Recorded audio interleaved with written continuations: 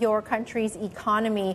We're looking at it potentially being the fastest growing in the world this year and next year. What is fueling this growth?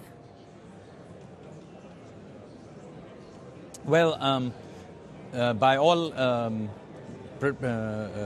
forecasts, whether it's IMF or others, suggest that this year India's economy will grow at about 7% or thereabouts, which, as you can imagine, is a very strong growth rate in the context in which we are, and is expected yet again next year to grow at a rate which will make it the fastest growing economy in the world. In fact, this is nearly double the rate at which China is growing. So, there is a lot of momentum in the economy.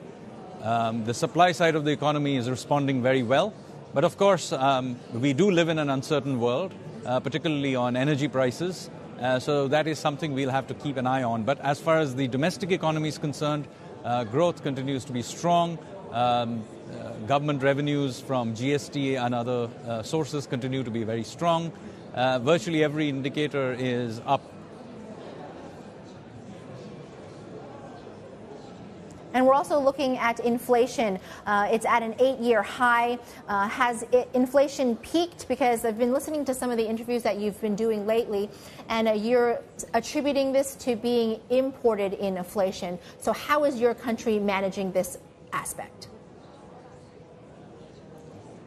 Now, as I said, the one big issue that India faces right now is global oil prices.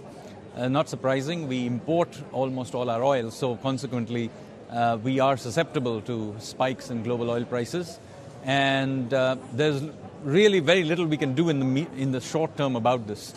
Maybe at the margin we can cut some taxes and so on. So there is some pressure from that into domestic prices. So this is why I said there is some inflationary pressure in there. It's almost entirely imported. The Reserve Bank has been tightening monetary policy in order to make sure the second round effects of that don't feed through. But in some ways, we will have to accept some amount of inflation.